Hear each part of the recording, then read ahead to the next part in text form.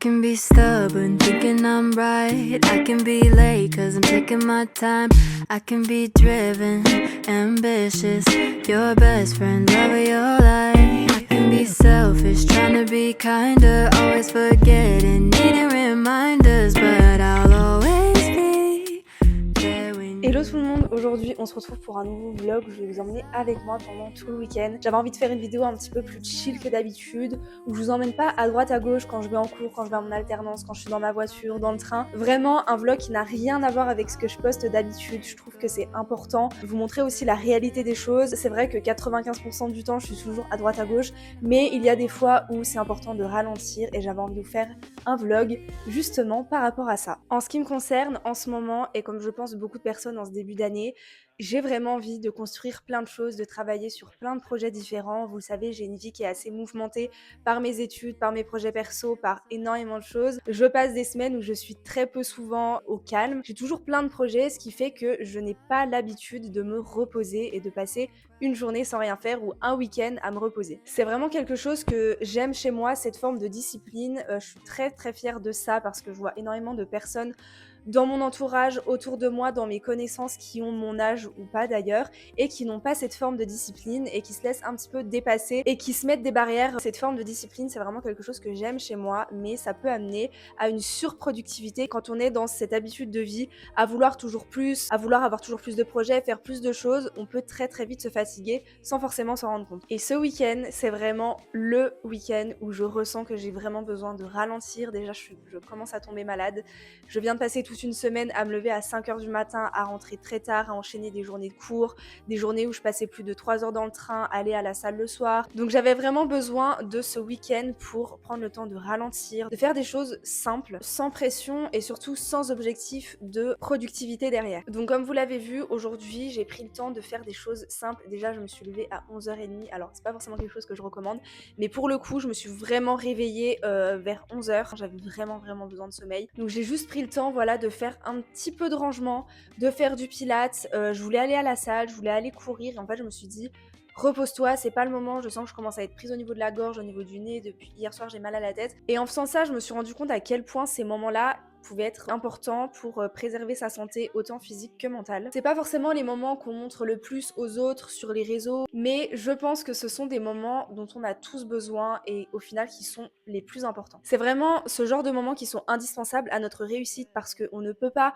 atteindre nos objectifs si on est épuisé. Je pense bien évidemment qu'on vit dans une époque, dans une période où on se compare tout le temps, on a toujours envie de faire mieux que les autres, de se dépasser soi et de dépasser les autres aussi. On voit les autres, leur réussite, leur productivité, leur rythme de vie, leurs habitudes de vie, en tout cas ce qu'on veut bien nous montrer au travers des réseaux sociaux. Et parfois, sans s'en rendre compte, on se met une pression énorme sur les épaules à nous-mêmes, alors que personne ne nous a rien demandé. Alors si je peux vous donner un petit conseil, ce serait d'essayer de vous créer quelquefois des moments vraiment rien que pour vous, au milieu de vos semaines un petit peu chargées, ou alors essayer de le faire au moins une fois par mois. Moi c'est des choses que je ne fais jamais, de passer un week-end à me reposer, vraiment où j'ai absolument rien à faire. Je vais essayer d'instaurer ça peut-être pas une fois par semaine parce que j'ai besoin quand même de mes 7 jours par semaine pour faire tout ce que j'ai envie de faire, mais peut-être une fois par mois déjà pour commencer. Ça peut être de vous instaurer une routine du soir un petit peu plus tranquille, instaurer des séances de sport si vous êtes sportif mais un petit peu plus calme, sous forme de pilates, de yoga, d'étirements. Ça peut être juste vous poser devant une série. Une autre chose qui rejoint un petit peu cet aspect et que je ne fais pas souvent, c'est d'être fier de soi, de toutes les petites réussites qu'on peut avoir. C'est vrai que pendant une certaine période, j'arrivais à me reconnecter, on va dire, au moment présent, à profiter des choses. Ça me permettait vraiment de réduire mon anxiété, d'anticipation. Et là, ça fait, mais je dirais bien 2 ans que je ne le fais plus du tout, que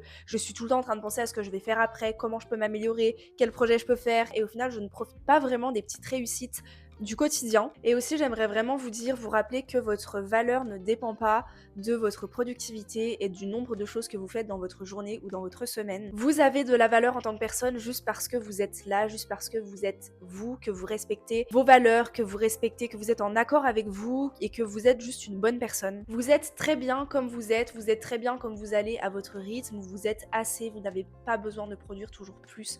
Je vous dis ça, même pour moi c'est compliqué de le dire et de l'appliquer à moi parce que j'ai tout le temps envie de faire plein de choses et j'ai vraiment beaucoup de mal à me poser. J'ai vraiment envie à travers de ce vlog de me dire ok, c'est la première étape pour moi et peut-être pour vous si vous êtes un petit peu dans la même situation que moi. Prends le temps de faire les choses, prends le temps de profiter de tes réussites, prends le temps juste de te reposer parce que, comme je vous l'ai dit tout à l'heure, on ne peut pas atteindre nos objectifs si au bout d'un moment on est juste épuisé, et je pense que le repos, comme dans le sport, ça fait partie de la réussite. En tout cas, j'espère vraiment que ce petit vlog assez chill va vous permettre de vous remettre un petit peu les idées au clair par rapport à ça, et juste regardez cette petite vidéo, ça vous fera vous rendre compte peut-être de certaines choses, et en tout cas j'espère simplement que vous passerez un bon moment. Donc juste pour vous faire un petit résumé de cette journée, je me suis levée à 11h30 comme je vous l'ai dit. J'ai pas fait grand chose, mais j'ai simplement fait un petit peu de rangement, j'ai lancé des machines, j'ai fait du pilates, j'ai mangé, j'ai tourné une collab, enfin j'ai quand même fait pas mal de choses. Les 18h, j'avais pas du tout envie de sortir. Au début, mon envie première c'était d'aller courir ou d'aller à la salle,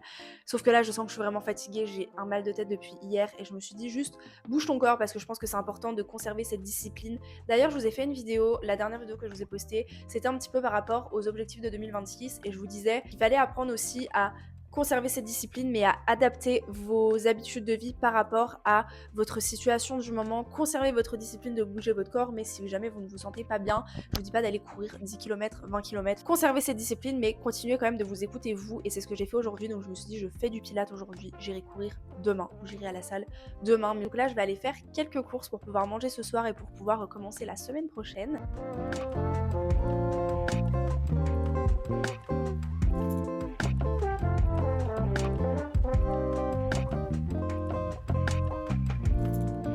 Je reviens des courses, je vais vous montrer tout ce que j'ai acheté. J'en ai eu pour à peu près 20 €. Je suis allée à Intermarché.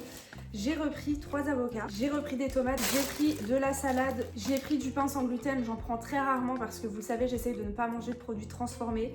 J'ai repris des crevettes.